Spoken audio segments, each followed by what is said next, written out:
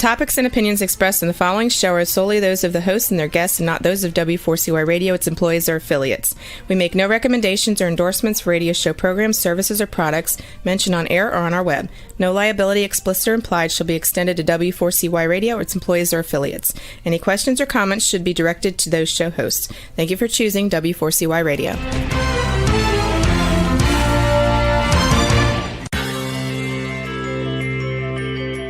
Who is January Jones? She is not a young, beautiful, talented actress on Mad Men. She is not an older, gorgeous, exotic dancer from the Johnny Carson Show. She is an author, and she wrote Thou Shalt Not Whine, the 11th Commandment, that reached #1 at Amazon.com.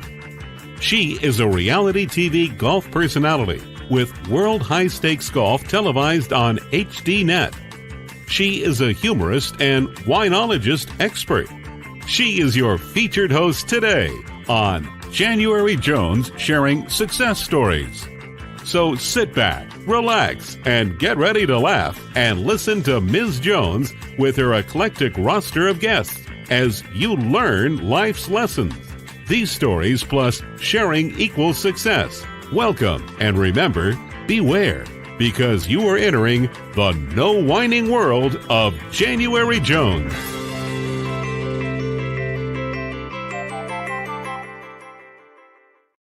Hello, everyone. I hope you're having a glittery and glowing day. I'm January Jones, and I'd like to welcome you to our podcast. It's so exciting. I'm launching a new brand, Glitter Granny.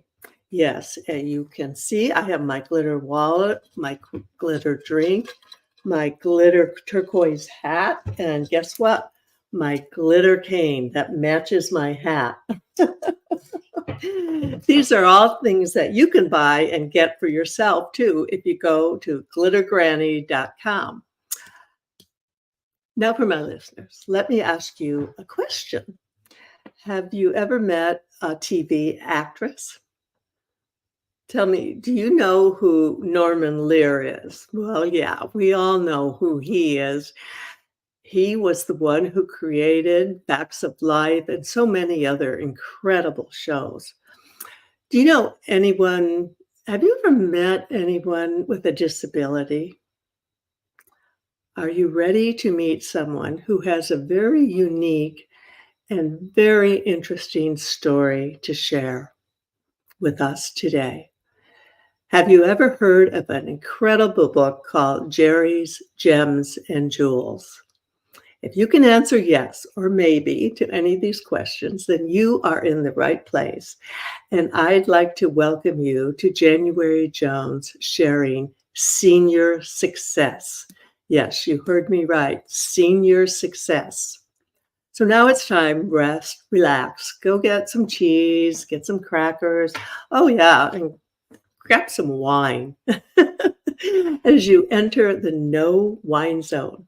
Now, let me tell you a little bit our guest today. Our guest today was discovered by Norman Lear, whose career in television included All in the Family, Maude, and as I mentioned before, Facts of Life, and many, many other shows. My guest was cast as Cousin Geri in the Facts of Life. She was born with cerebral palsy in 1956. She has now spent 4 decades as an actor, a comedian, humorist, and now an author of Geri's Gems and Jewels. It is my pleasure to welcome to our podcast today, Geri Jewell. Hi, Geri. How you doing today, dear? I'm doing good. Thank you for having me. Oh, we're so happy to have you with us today. I've looked forward to this interview, and I've been a fan of yours for years, and so it's so incredible to finally meet you. Oh, thank you. Okay.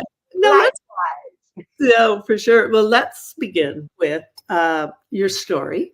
Tell us where you were born and how who inspired you. Yes, who inspired you, and share with us some things about your early career.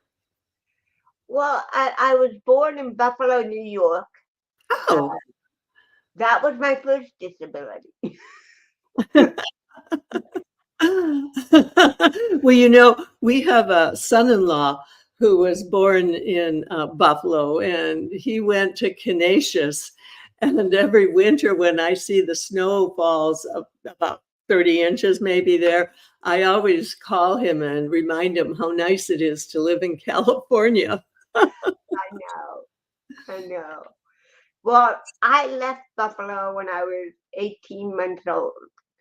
Oh, Yeah, I didn't grow up in Buffalo. okay.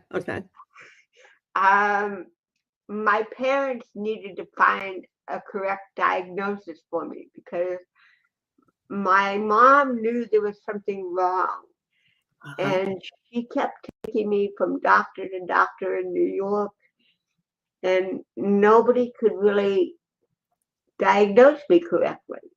Oh, And there was one doctor who said that it was best to put me in an institution and not get too attached to me. Well, oh, no. yeah, give her up now before you become too attached to her because she's only going to cause grief. Oh, And my parents had no intention of giving me up. And at that time, UCLA was the most progressive hospital in diagnosing birth defects. uh-huh. And so my parents relocated to LA, and I was diagnosed at UCLA at 18 months old. So I bought my family out to California. Okay. Well, the part about your inability, your affliction with cerebral palsy, that's not the good part. But the good part really is them coming to California, because we've lived in California for 40 years. Are you still there now? Pardon? Are you still in California now? Yes, Yes. I am. I mean, Okay. I've lived in a lot of different places, but I'm back in LA. So let's back up to once your parents got you to UCLA, they were able to properly diagnose you, right? Correct. Oh, I was diagnosed with cerebral palsy, combination apatoid and axia. okay. People don't realize that there's a lot of different versions of CP. Okay. So Okay. that was my version. Okay. So once your disability was diagnosed, and you were at that point quite small, you weren't even 2 years old, what kind of treatment did they give you as a little baby? They started me in school immediately. Really? It Wow. was a school in Long Beach for just babies with CP. Oh. And in fact, I remember my teacher, her name was Hazel Olds. Well, we all remember our first teacher. Isn't that fun? And she was my teacher from 18 months old until age 7.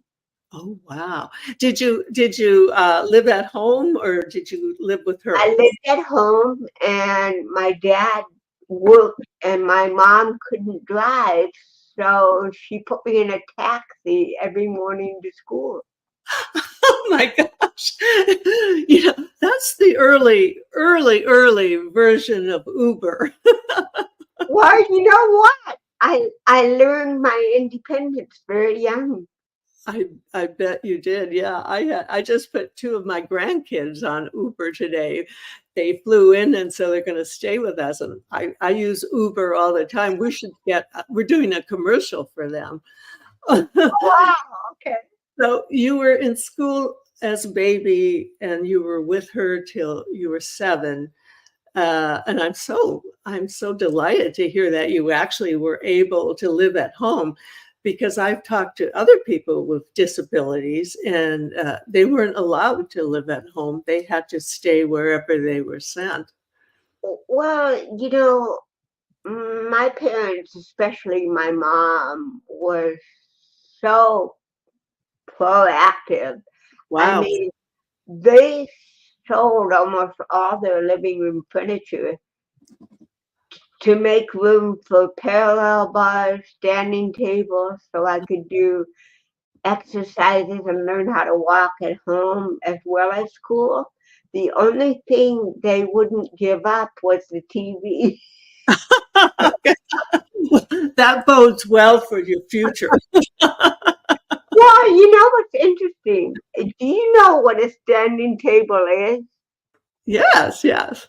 Yeah, where they lock you in the standing position in a table. Yes. And they put me in front of the TVs. Well, I was raised that way too.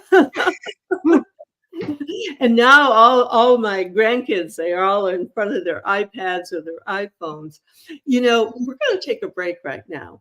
And this next commercial is for anyone out there who is a whiner or who knows a whiner. This is just for you. Lately, there's a whining epidemic in our world. People are even whining about whining. Are you sick and tired of listening to everyone whining all the time? So was January Jones, the author of Thou Shall Not Whine, the 11th commandment that reached #1 at Amazon.com.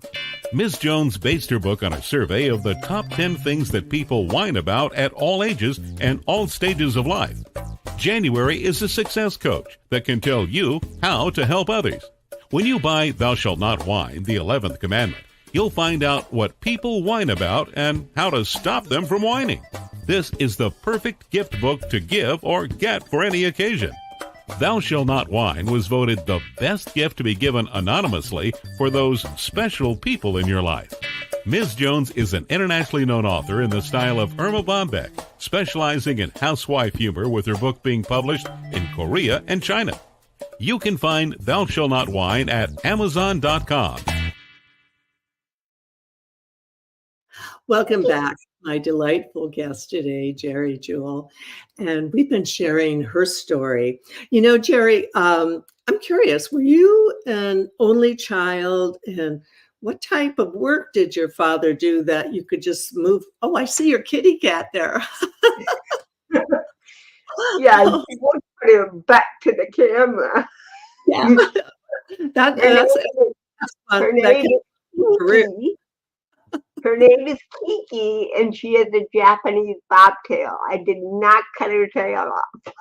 Oh, okay. Oh, yeah. I'm glad to hear that. Oh, she's adorable. How old is she? She's 4 now. 4 now. Okay. Yeah. She was born during the California lockdown. Okay. Yeah, I bet. Oh, I wonderful. guess the parents had nothing better to do than to make babies during that time. Well, when we take our next break, I'm going to introduce you to my little golden doodle ginger ale. So she wants to be a star too. Okay, going back. Were you an only child, and what type of work did your dad do? Well, I was the third born. I had 2 older brothers, David and Brad, who were 10 and 7 when I was born. Huh? And later, 3 years later, I had a younger sister, Gloria, who was born. Oh, wonderful. Wonderful. That's great. And what did your dad do for a living that the family could move from Buffalo to LA? That's a big move.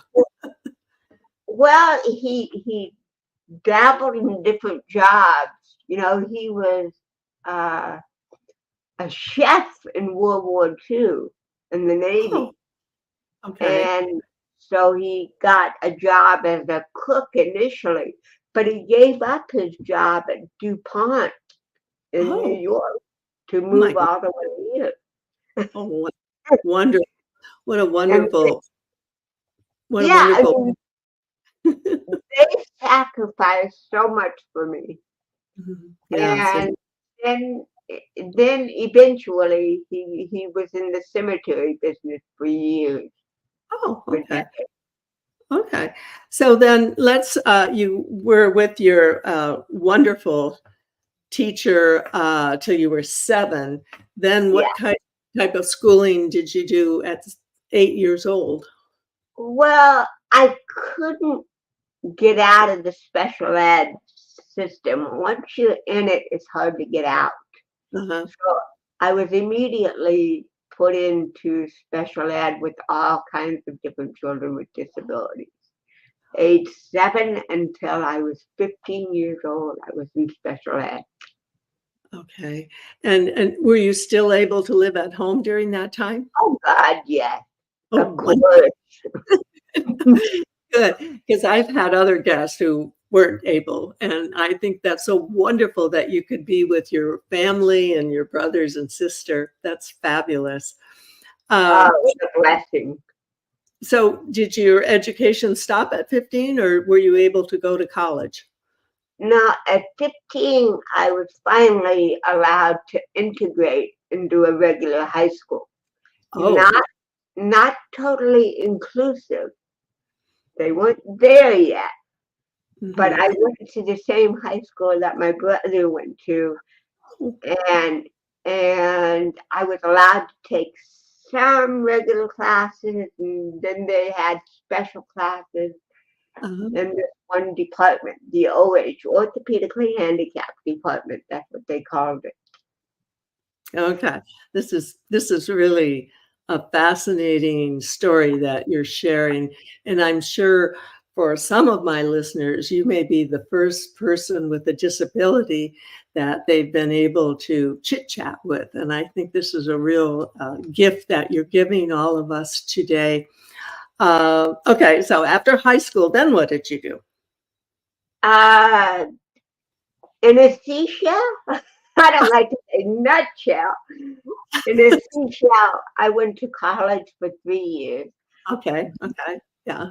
But they were, after 3 years, the State Department of Rehabilitation was trying to decide whether to transfer me to UCLA or Cal State Fullerton.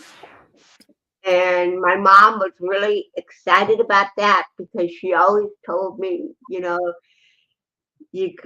gotta use your brain because your body isn't gonna get you. Well, little did she know. You showed her. No, she was right. She wanted me to be educated. She said that nobody can take your knowledge away. No, you're right. Fill your head with knowledge. That's so wonderful. And I decided that I did not want to go to a 4-year college. I wanted to be a stand-up comic. Okay, now you've got me. And so you were, I believe, 22 years old, and you started your career? I started at 21. 21. 1978, I started doing comedy at the Comedy Store in Hollywood. Oh my gosh. Now, I'm curious because I've toyed with that idea because I think I'm kind of funny too some days. So how did you put together an act? I'm very curious. Well, I'll be honest with you. I never wanted to be a stand-up comic. I didn't even relate to stand-up comedy. I wanted to be an actress, a comedic actress, a writer. My idol at that time, even when I was younger, was Carol Burnett. And I started writing Carol when I was 12, and she wrote me back every single time. And she told me, I told her that I wanted to be like her when I grew up. I wanted to create wonderful laughter, and because there's mean, malicious laughter where you make fun of people, and then there's healthy laughter where you laugh with people. And that's what Carol was able to do. And she had a wonderful sense of humor about herself. And the essence of every letter that I ever received from her was go for it, get into acting in every capacity. She told me there was no guarantee that I would become professional. The important thing is to put out the effort and to try, because nobody knows what they can do unless they try. Wow. This is interesting. I'll share this with you right now on my iPad that I'm reading every night before I go to bed. I'm reading about Carol. I'm reading her book. Oh, wow. Oh, my God. What a I know. coincidence. Yeah, when you said I didn't expect that, and she's marvelous. This book she's sharing. I'm at the part where she's talking about her granny and how she did the Oh, ear, yeah. and then how she took her little sister to live with her in New York, and Missy, this yeah. this was meant to be, because I've never had anyone on my show who actually personally knew Carol. Well, I'll tell you something. I ordered tickets to the Carol Burnett show in 1974. I Okay. was 17 years old. I went with Uh-huh. 3 of my friends. I ordered 4 tickets. They drove up to LA with me, and they sat us way in the back because one of my friends was a wheelchair user. And Oh, she okay. turned to the usher and she said, Geri is deaf. She reads lips. She can't see Carol Burnett's lips from here. She needs the front row seat. And out of all the ushers she could have picked, she picked one that knew sign language. And he Oh, was so excited that he knew it. And he was talking to me in sign. And I was making up sign back. And, and he was very confused. And he turned to Audrey. He said, I don't understand that. Well, well, that is the CP version of the language. that's right. I love it. Oh my gosh. I'm much older than you, dear. And I grew up watching the Gary Moore show. Oh, yeah. Well, my I, mom had a I, theory that yeah. my love for Carol Burnett came from when she was carrying me, and she used to watch the Gary Moore show. Okay, there you go. Yeah. Amazing how it all circles around and comes together. It's such at that point, it's such an interesting, wonderful life we're living. Share with us, okay, you've met Carol Well, Burnett, which well, totally impresses me. Talk about meeting Norman Lear. How did that well, come let me finish the Carol Burnett story because you will love this. about? We Okay. got the front row seat. Remember when she used to raise the house lights and accept questions from the audience? Yeah. I was so excited. Oh my God, I get to talk to Carol Burnett. And I raised my hand and she didn't call on me. Can't And believe by the way, the show that I went to was the one Went with the Wind where she wore the Gone with the Wind? yes, yes. And What? Dinah Shore was guest on that episode. Oh, And I love it. I kept the show started and I kept complaining to my friend. I can't believe she didn't call on me. I I know. really wanted to talk to her. And she Uh-huh. said, "Will you shut up? We're trying to watch the You're show." deaf. So Tim Conway cracked up Harvey Korman so badly that they had to stop and take a break. And so when they took a break, I went back to the discussion with my friend. I can't believe she didn't call me. And, and Audrey looked at me and she said, well, you better think of what to say because she's coming over here. Oh, she is not. Yes, she is. Oh, come on. And Carol extended her hand. She goes, hi. Oh, You must be Geri Jewell. And okay. I know I was only 16, 17 years old. Oh my I gosh. said, how did you know that?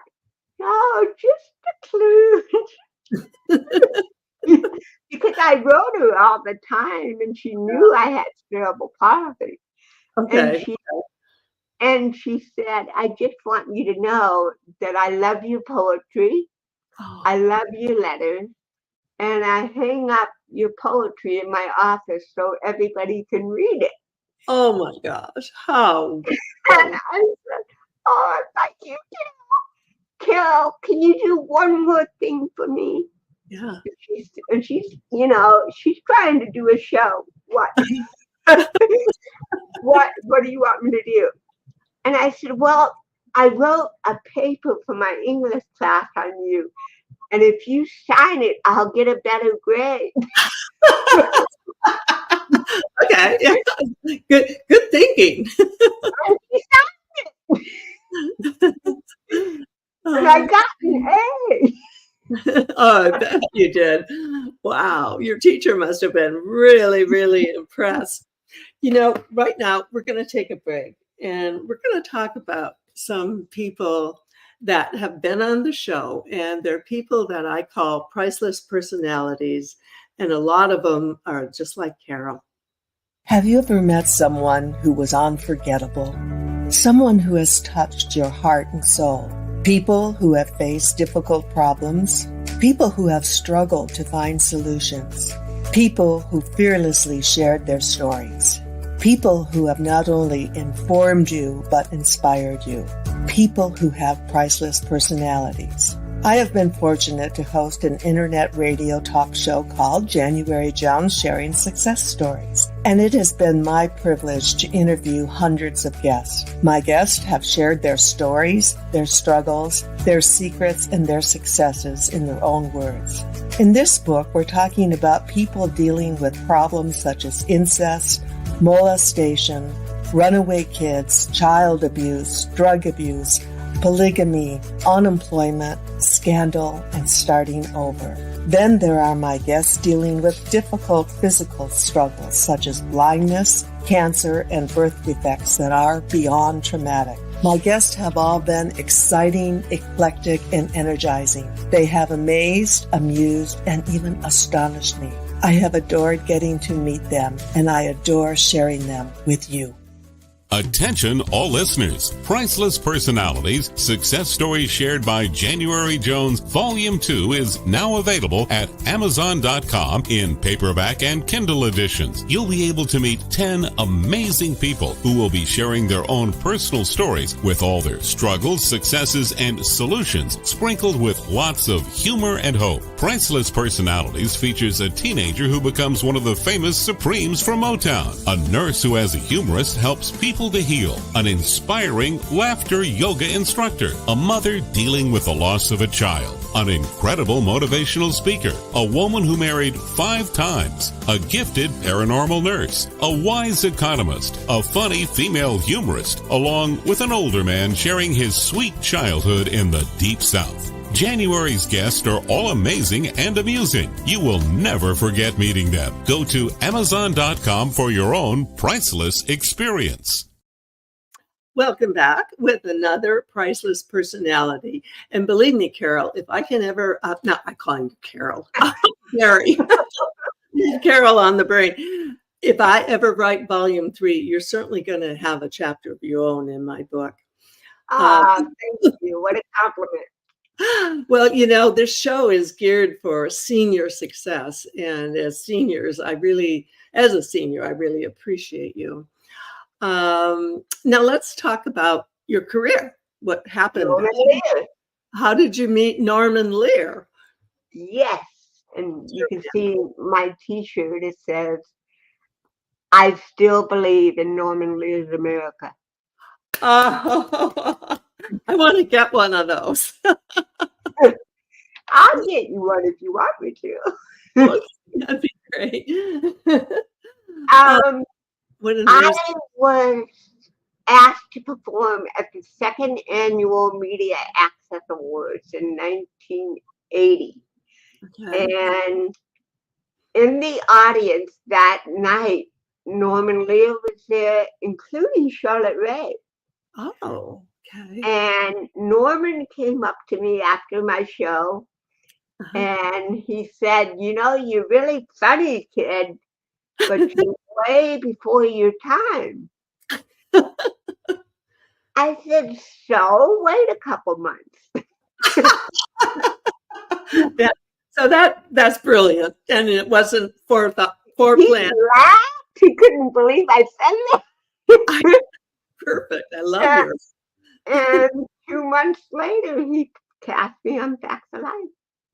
Really? As Wow. Geri's cousin. Oh, what an amazing story, success story. And to have Charlotte Ray, I never missed that show either. These are just people who are legends in early television, weren't they? Oh yeah, absolutely, Hmm. absolutely. And it was surreal. It was amazing experience to have. Um, Yeah. Okay. For our listeners who didn't have the opportunity to watch Facts of Life, explain how you became Cousin Geri and how they brought you into the show for our listeners. well, Joel Kimmel and Gibbs wrote the actual first episode, Cousin Geri, Oh, and really? Norman's thinking was number one. Remember in the first season of Facts, they had a lot more girls. Mhm, Remember, and they mhm. had to cut the cast because there were too many girls. Right. Yeah. And they brought in Nancy McKeon Hmm. before they ever were aware of me. Okay. So they couldn't add me as another student, even though I looked young. Uh-huh. It would have been brilliant to have a kid with a disability in a private school. Oh, It, yeah. but like Norman said, I was before my time. Hmm. You And, were. and I know what he meant, really. I knew what he meant. Yeah. Yeah. Yeah. So I his thinking was to make me Blair's cousin because it would bring out the humanness in Blair. Because Oh, Blair was so perfect and so yeah. One of those.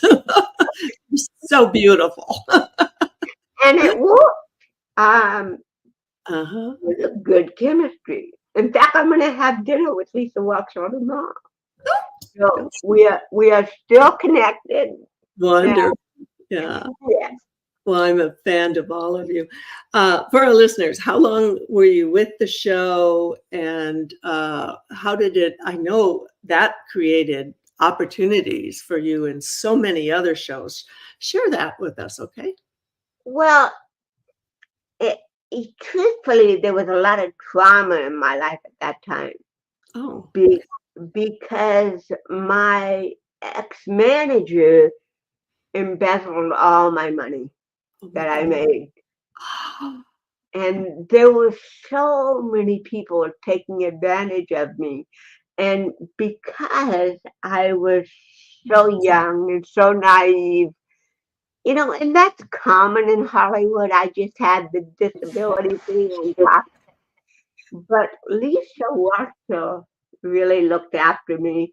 In fact, we became roommates for a year. Oh, okay. And so there was a lot of support, but there were so many things that were going wrong. And when the fifth season came along, I was on for 4 seasons. They only offered me one episode. Oh, okay. And my other manager, was waiting for his file. But my new manager said, don't accept it because it's a slap in the face. You've been on that series for 4 years. Now they're just offering you one episode. You'll get Mm-hmm. more. Don't worry about it. So we turned it down. I didn't want to, but No. I trusted my new manager, and he was right theoretically. You know, Uh-huh. he Yeah. was but they said you either take one episode or bye bye. Oh, okay. Yeah. That's And Hollywood. Yeah. yeah, it's Hollywood. Mm-hmm. So he said, just say bye bye. You'll get work in a heartbeat. Okay. I did not get work for 7 or 8 years. Wow. Wow. Now, did you fire him? No, no, no, no. And he did so much for me. Uh-huh. In fact, all his management fees he put in an account for me, never took any cent. Oh, wow. And when he gave up, he had tears in his eyes. I've Uh-huh. tried everything. Mhm. Yeah. I can't get you where you're supposed to be, Mhm. but here's all your management fees back to you. And he gave me a check. Oh, oh I my God. didn't do the job that I promised to do. Now that is rare. Yeah, that's he's the real deal. That's the kind of person you He want is. to have represent you. And there was too much negativity around me at that time, and Hollywood was not willing to Mhm. really look at it. And also I think because there were all these rumors that I was gay, I think that was a problem also. They go, oh no, no, no. Oh my gosh, when it rains, it pours. Oh dear. Yeah. But then eventually you started quite a career. And I noticed that I probably have seen you many times because you even did Sesame Street. I did. And that was my new manager's credit. He Okay. did that for me. Yeah. That was in 1984. 1984. Okay. Okay. Yeah. You know, And it was my last year on fax. oh, And that's no. and they were so excited by having me on the show. But they asked me if I did anything other than stand-up comedy, because stand-up comedy is kind of tough for 4-year-olds. Oh, yeah. Yeah. Do you have a skill that 4-year-olds would like? And I said, sure, I can roller skate. And the minute that left my lips, I thought, wow, not only do I have cerebral palsy, I have mental health issues. I kind of how did she do that? I could barely walk in your Well, roller skate. parents, it was interesting. My parents did buy me a pair of skates for Christmas one year, and there's like Super 8 video of me on Christmas Day skating on my Uh, skates. Now, oh, I was never great at it, and I never really learned how to stop. I would mm, just hit a tree or a wall or whatever. What I was yeah. great at was skateboarding. I was Oh, I was a heck of a skateboarder. I don't know why I didn't say a skateboard, but I yeah. picked the skates Uh-huh. and Kel Spinney, who was the puppeteer inside Big Bird, was so excited because he knew how to skate as Big Bird. He said, Oh, wow, I can skate with Geri Jewell. Oh, that'll be perfect. So they flew oh, me to New York and we did a dress rehearsal the night before, but wardrobe forgot my skates. So I oh, walked to all my marks and it was a piece of cake walking and yeah, right. Big Bird was on skates. The next Uh-huh. day, they gave me my skates in front of a live audience of 4-year-olds and their parents.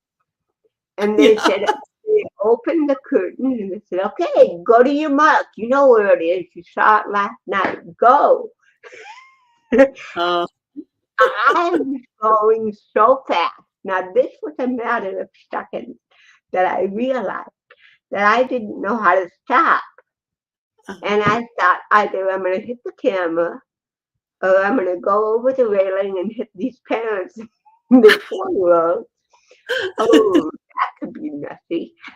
So then I thought, okay, where is the safest place to stop? And I thought it was going to be to hit Big Bird because he was big and soft and I could grab him and it would work out. I hit him so hard his head fell off and it rolled across the stage. And these 4-year-olds were screaming that I killed him. They're still in therapy today.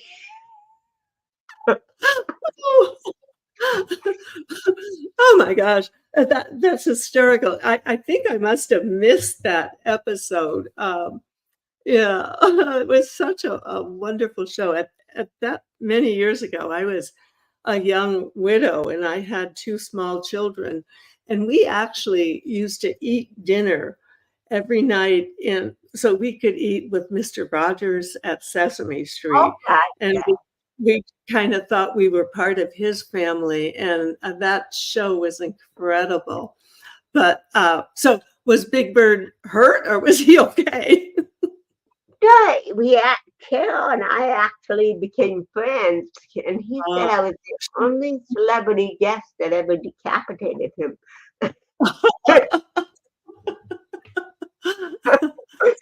But but my newest book, Yes, Geri, Jewels, and Gems. Yes. When 2020 came along and we were all dealing with COVID and isolation and depression and fear and all the other stuff that went along with it, Right. I thought, what can I do to create positivity and not really put me out there per se and do stand-up? Because I haven't done stand-up in a while, but I'm back at it a little bit. But I thought, I wrote for Ability Magazine, which is a wonderful magazine, for 6 years. And I called the editor, Chet Cooper, and I said, can I have all the columns that I wrote for Ability and produce a coffee table book? And he said, yes, you can, as long as you give Ability Magazine credit. Well, of course. The next step was I needed someone to write the foreword for it. And Norman Lear. Yes. I went to Norman, I called him up, I said, I have a book. Can I share it with you? He said, sure, come on over. So I went over to his house and I asked him if he would write the foreword. It's a coffee table book, Norman. And he said, well, what if they don't have a coffee table? Then what do they do? Okay, good question. And he wrote, his last gift to me was writing the foreword at 101. At 101 years old. Wow. That is. I'm having an incredible book launch on August 7th at Barnes & Noble in LA. And you can go to the Barnes & Noble website and there's a link, Geri, Jewels, and Gems. And it's an uplifting book. It'll inspire, it'll make you laugh. Occasionally a little tears, but good tears. Well, I'm not in California anymore. I'm retired in Florida, but I'll tell my California daughter about it August 7th, and maybe she and my granddaughter and grandson can stop by to visit you. We have to go now. This has been such a delight having you. Thank you. Yes. Oh, and there's your kitty again. I forgot to bring my Well, next time we have you on the show, Ginger Ale will make a guest appearance with us. And I want to. Thank you for having me, January. Oh, it's wonderful. I have an 80-year-old joke I have to try. So why was the glitter granny always happy? Because she knew how to shimmer through life's ups and downs. I like that. Okay, that's good. My attempt at humor. So now, all my listeners, thank you for entering the no whine zone for us. And remember, you need to stop whining and then start smiling, just like Geri does every day. And if that doesn't work, then you can start eating chocolate. Lots and lots of chocolate. This is the Glitter Granny signing off. Thank you, Geri, and do come back again. Oh, I would love to. Thank you. Okay.